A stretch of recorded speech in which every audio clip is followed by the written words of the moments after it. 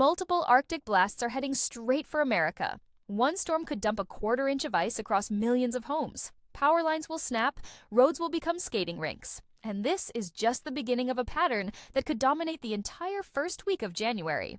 What I'm about to reveal in the next 25 minutes will show you exactly when each wave of cold air arrives, where the most dangerous ice will form, and why this weather pattern is unlike anything we've seen in years. And here's the shocking part. The warmth you're feeling right now on Christmas Eve. It's the calm before the Arctic storm. In just 30 seconds, I'll show you the first danger zone. But stay with me through minute 5 because I'm going to give you the exact timeline of when the ice storm hits your area down to the hour. This information could quite literally save your life. But first, let me ask you something that might surprise you. Are you enjoying this warm Christmas weather? If you are, I need you to understand something critical. This warmth is not a gift. It's a setup. And what's coming next will shock you. Here's your first reward for staying with me. A powerful winter storm is forming right now that will strike the day after Christmas. Pennsylvania has already issued winter storm watches. New Jersey, New York City, and Long Island will follow within hours. This isn't a maybe situation. This is happening. And here's the twist that changes everything. This isn't your typical snowstorm. This is an icing event. And ice is far more dangerous than snow. Let me explain why that should terrify you more than any blizzard. When snow falls, your car can still get some traction. You can shovel it. You can navigate through it with caution. But ice is a different beast entirely. A quarter-inch of ice can snap power lines like toothpicks. It can bring down tree branches onto homes and cars. It can turn every road into a death trap where even going 5 miles per hour is too fast. Right now, as we speak on Christmas Eve morning, the West Coast is getting hammered. Lower elevation rain flooding rains, higher elevation snow. Feet of snow are piling up in the Sierra Nevada. If you're doing a Christmas vacation in that area, you're getting a white Christmas for sure. But you might also be getting trapped, buried under so much snow that you can't get out for days. The Cascades are also seeing heavy snow at higher elevations, and the winds absolutely fierce. Just enormous amounts of energy are being thrown against the West Coast. Meanwhile, the middle of the country sits quiet, deceptively quiet, like the stillness before an explosion. And in the eastern United States, we're wrapping up a winter weather event that brought heavy snow to areas of Maine. But that's just the preview. That's just the opening act. The main show begins the day after Christmas. Now, before we go deeper, let me share something with you from Scripture that I think is incredibly relevant right now. Psalm 147, verse 16 through 18 says, "He sends out his word and melts them. He makes his wind blow and the waters flow. God is sovereign over the weather. He controls the snow, the ice, the wind. And while we can't control what he sends, we can control how we prepare for it. So here's what's happening with this post-Christmas storm, and pay close attention because the details matter. Winter storm watches are already posted across counties in Pennsylvania. These aren't for what's happening right now. These are for what's coming on the day after Christmas into the 27th, and trust me, those watches will expand rapidly. The latest European model shows us exactly what we're dealing with. Let's start with the Great Lakes region because they're going to get hit first. Christmas evening, tomorrow evening, snow starts entering the Upper Peninsula of Michigan. Then, we wake up Friday morning, the day after Christmas, and a hefty winter weather event moves in. But here's what makes this different. Typically, this area of the country gets all snow this time of year. Not this time. This time we're getting a wintry mix. And when you see pink on weather maps, that's freezing rain. Orange is sleet. We're talking about heavy snow in the Upper Peninsula and heavy icing down in Lower Michigan, as far south as northern areas of Ohio and Indiana. By Friday morning, Friday midday, Detroit and central Lower Michigan will be experiencing heavy freezing rain.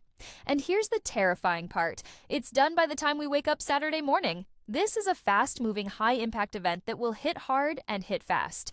But the Great Lakes are just the warm-up act. The real story is what happens in the Northeast. This will be a high-impact event from Pennsylvania, points north and northeast, even areas a little further south. And I want you to understand just how serious this is. Christmas morning, there will be some festive flurries. If you live in New England, Pennsylvania, even around New York City and New Jersey, it's very possible you'll see some flakes flying around. What a wonderful way to start Christmas morning, right? But those festive flurries are the last gentle thing you're going to see from Mother Nature for a while. We're getting into the morning of the 26th Friday morning. That's when this really begins to take over. Freezing rain in pink on the maps, sleet in orange. It's always tough to figure out exactly where sleet is falling because it depends on such specific atmospheric conditions. And then the blue areas, that's snow. And if you look closely, there are dark corridors of blue. That's very heavy wet snow. Why wet snow? Because when you have a low pressure system that close, it's bringing in warm air. A lot of warm air. But it's still cold enough in all levels of the atmosphere for this to be heavy. Very wet snow, not dry, fluffy powder. Heavy, wet snow that sticks to everything and breaks tree branches. There's a cold press of high pressure bogging down this storm, feeding cold air into it at all levels of the atmosphere. Snow begins to fly around Friday evening in New York City. And according to the European model, it stays all snow in New York City. It's going to be snowing hard Friday night. Now here's something interesting. It's after Christmas, but many people still have their Christmas decorations up. So it'll be very festive still, even though Christmas Day has passed. But make no mistake, this is a heavy, quick-hitting snowstorm. This is going to be serious snow. And that freezing rain corridor in Pennsylvania. Some areas are going to get a quarter to a half inch of freezing rain. Let me repeat that, a half inch of ice in some spots. Do you understand what that means? That's catastrophic ice accumulation. That's widespread power outages lasting days, not hours. How far south will the ice get? All the way down to Washington, D.C. potentially. By 10 p.m. Friday evening, New Jersey will be cut in half-heavy snow in the north icing to the south. This could still trend a little colder or a little warmer in different levels of the atmosphere, but we're getting a clearer picture by the hour. By the wee hours of Saturday morning, it's still snowing pretty good across southern New England. Boston, you're right on the northern fringe of this heavier precipitation. Plenty cold enough for snow. It's just that cold high pressure really bogging down this system to the south, but New York City looks to stay all snow. By Saturday afternoon, this thing is done. It's just a winter wonderland across these areas. But here's the question you should be asking. What does a winter wonderland mean when it comes with power outages, impassable roads, and dangerous conditions? Now let me tell you what the American GFS model shows. And this is where things get really interesting. The GFS is notorious for being a colder model. It shows the same general timeline but with even more ice. Friday afternoon snow begins to overspread northeast Pennsylvania southern tier of New York. Heavy snow at first in Buffalo, Binghamton, Syracuse. But then look at this. The GFS wants an all-out sleet fest moving into D.C., Baltimore, even getting into Philadelphia. It might start out as a wintry mix in Pittsburgh, but this low pressure is not favorable at all for most of southwest Pennsylvania. That area gets rain. But D.C., Baltimore, Philadelphia, mainly just an icy mix, more sleet than anything. New York City gets heavy wet snow. And there's that tight cutoff for Boston. On this model run, Boston gets almost nothing, but there's a corridor of very heavy wet snow from New York City northward. New York City could get absolutely plastered. Now at minute 5, I promised you specific information. So here it is. If you're in lower Michigan, Detroit area, Kalamazoo, expect the freezing rain to begin Friday morning and continue through Friday afternoon. Ice accumulation could reach 1/5 of an inch or more in spots. If you're in Pennsylvania, particularly, State College area Friday afternoon into Friday night is your danger window. Ice accumulation could reach 1/4 to 1/3 of an inch. That's power outage territory. Get your flashlights ready now, not Friday morning. If you're in New York City, snow begins Friday evening and intensifies Friday night. Expect 8 to possibly 10 inches of very heavy wet snow. This is the kind of snow that's hard to shovel, hard to drive in, and causes tree damage. If you're in the Washington, D.C. area, Baltimore, or Northern Virginia, Friday evening into early Saturday is when ice and sleet move in. This could create extremely dangerous travel conditions for anyone trying to get home after the Christmas holiday. Now here's something I need you to understand, and this is absolutely critical. This storm is just the first punch. It's not the only Arctic blast coming. It's just the beginning of a pattern. And that's what we need to talk about next. After this storm passes, what happens? That's the question everyone should be asking. And the answer might surprise you. We're heading into a period where multiple shots of Arctic air will be making their way south from Canada. Not just one blast, Multiple waves of cold. The pattern we're seeing develop is one where the jet stream dips far to the south, allowing Arctic air to spill down from Canada into the United States. And once this pattern sets up, it can persist for days, even weeks. That's what makes this so concerning. Think about it like this. It's not just one Arctic blast that comes and goes in a day or two. It's wave after wave after wave. Cold air moves in, it moderates slightly. Then another shot of cold moves in. And each time there's a chance for winter storms. As we get closer to the new year and into the first week or so of January, the temperature pattern shows persistent cold across much of the eastern United States. We're not talking about a quick cold snap. We're talking about a prolonged period of below normal temperatures. And here's where it gets really interesting. When you have this much cold air sitting over the eastern United States and then you get moisture streaming in from the Pacific, you have all the ingredients for significant winter storms. Not just one, potentially several. Now, let me share something else from Scripture that I think applies here. Proverbs 27 verse 12 says, "The prudent see danger and take refuge, but the simple keep going and pay the penalty." You're hearing about the danger right now. The question is, what are you going to do with this information? Are you going to take refuge? Are you going to prepare? Or are you going to keep going about your business as usual and potentially pay the penalty? Here's what I want you to do right now before we go any further. Make a mental checklist. Do you have flashlights with fresh batteries? Do you have enough non-perishable food to last at least a week? Do you have a way to stay warm if the power goes out? Do you have extra blankets? Bottled water. These aren't complicated preparations. These aren't expensive preparations. But they could make all the difference between an inconvenience and a crisis. Now let's talk about today's weather, because understanding today helps you prepare for tomorrow. The Southeast is experiencing beautiful weather. Temperatures in the 60s and 70s. And you know what? If you're in that region, enjoy it. I'm not a big warm weather fan in winter, but this warmth is locked in for today. It's happening. So go out and embrace it while you can. But there will be a little shower activity moving in later tonight across the central and southern Appalachian Mountains.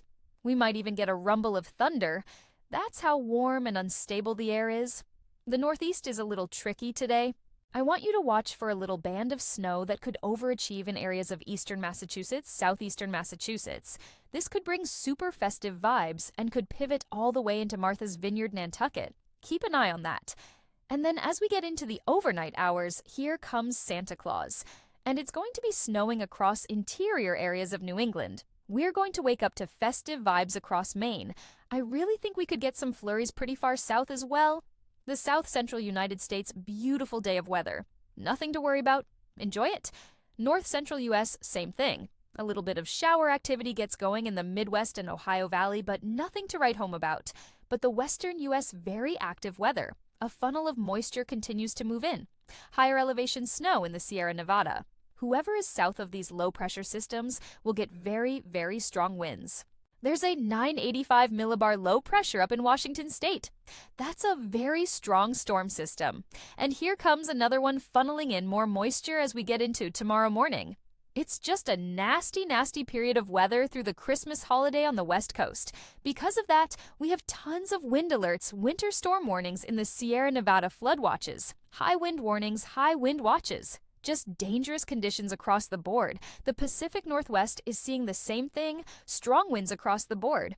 And when we look at rainfall totals, it's not as much for the Pacific Northwest, but further south, over half a foot of rain could fall in areas around Los Angeles and those higher hills. That's catastrophic flooding potential. And snowfall just between now and 4 a.m. Pacific time. Friday, we're talking about feet of snow. If you're doing a Christmas vacation in the Sierra Nevada, you're going to get buried. I don't know how you're going to get out anytime soon. So just enjoy it. Make a Hallmark movie out of it. You're stuck there for a while. Now let me give you some perspective on what's coming in the longer term, because this is where things get even more interesting. We have so much cold air in the higher latitudes just ready to be tapped into, ready to drop south. And weather models are going to struggle trying to figure out exactly when and where it moves. There's northern stream energy associated with troughs digging down from Canada. You can see that energy diving down, and you can see the next trough moving in behind it. This is a pattern that favors repeated shots of cold air. What we really need for major winter storms is energy from the Pacific to break loose into whatever cold pattern is still lingering across the eastern United States. And that's exactly what starts to happen as we get a few days into January. The models are showing signals. They're past 300 hours out, so we have to take them with a grain of salt. But the signals are there. And that's because energy from the Pacific is starting to break loose into the cold pattern. Think about what this means. You have Arctic air sitting over the eastern United States. Then you inject Pacific moisture into that cold air. That's how you get significant winter storms. That's how you get paralysis across major cities. That's how you get multi-day events that shut down entire regions. Now, I don't want to scare you. That's not my goal. My goal is to inform you so you can prepare. Because here's the thing, weather is unpredictable beyond a certain point. We can see patterns, we can see tendencies, but the exact details of what happens 10 or 15 days from now, those are still up in the air. But what we can say with confidence is this: the pattern favors cold. The pattern favors active weather. The pattern favors the potential for multiple winter storms as we head into the first couple weeks of January. So, what does that mean for you practically? It means this: don't let your guard down after this post-Christmas storm. Don't assume that once it passes, winter is over. Because it's not. It's just beginning. Keep your emergency supplies stocked. Keep your gas tank full. Keep an eye on the forecasts. Because things can change quickly when you're in an active weather pattern like this. And here's something else I want you to think about. We're not just talking about snow and ice. We're talking about the coldest air many of you have seen in years. When that Arctic air really settles in, we're talking about wind chills that could be dangerously cold. We're talking about temperatures that can cause frostbite in minutes if you're not properly dressed. This is especially important for our older viewers. If you're 45 plus, you need to take extra precautions in extreme cold. Make sure you're wearing layers. Make sure you're covering exposed skin. Make sure you're not overexerting yourself shoveling snow or scraping ice. And check on your elderly neighbors. Make sure they have heat. Make sure they have food. Make sure they have medicine. Because an extreme cold isolation can be deadly. And that's where we as a community need to step up. That's where faith becomes action. James 2 verse 15 through 16 says, "Suppose a brother or sister is without clothes and daily food. If one of you says to them, 'Go in peace,' keep warm and well fed, but does nothing about their physical needs, what good is it? Faith without works is dead." And in a winter like we're about to experience, works means checking on people, helping people, making sure no one is left out in the cold. Now, let's talk about the specific ice threat in Pennsylvania, because this is going to be one of the hardest hit areas. 1/4 to 1/3 of an inch of ice is no joke. That's enough to cause widespread power outages that could last for days. When power lines are coated in ice, they become heavy. Too heavy. They sag. They snap. And when you have thousands of power lines down across a region, it takes time to fix them all. Sometimes days. Sometimes a week or more. So, if you're in Pennsylvania, particularly central and western Pennsylvania, you need to be prepared for the possibility of extended power outages. That means having a way to heat your home without electricity. That means having enough food that doesn't require cooking. That means having a way to charge your phone. That means having battery-powered or hand-crank radios so you can get weather updates. And please, please, please do not use generators indoors. Every winter, people die from carbon monoxide poisoning because they bring generators inside their homes or garages. Generators must be outside away from windows and doors. Carbon monoxide is odorless and colorless. You won't know it's there until it's too late. The same goes for using grills or camping stoves indoors. Don't do it. It's not worth the risk. Now for those of you in New York City and the surrounding areas, you're looking at heavy wet snow. And wet snow has its own set of problems. It sticks to tree branches. It weighs them down. And when branches break, they often take power lines with them. The other problem with wet snow is that it's much harder to clear than dry snow. Shoveling wet snow is like shoveling cement. It's exhausting. And for older folks or people with heart conditions, it can be dangerous. If you're going to shovel wet snow, take it slow. Take frequent breaks. Stay hydrated. And if you start feeling chest pain or shortness of breath, stop immediately and get help. Better yet, if you can hire someone to clear your driveway and sidewalks, do it. It's worth the expense to avoid the health risk. Now let's talk about travel during this storm, because I know many of you have plans to travel home after Christmas. And I want to be very clear about this. If you can delay your travel, delay it. If you can change your plans and leave earlier before the storm, do it. But if you absolutely must travel during the storm, here's what you need to know. Give yourself triple the amount of time you normally need. If a trip usually takes 4 hours, plan for 12. Seriously, because in ice and heavy snow, traffic moves at a crawl. Keep an emergency kit in your car. Blankets, water, snacks, a flashlight, a phone charger, a small shovel sand, or kitty litter for traction. If you get stuck, these supplies could save your life. Tell someone your route and when you expect to arrive. Check in with them periodically.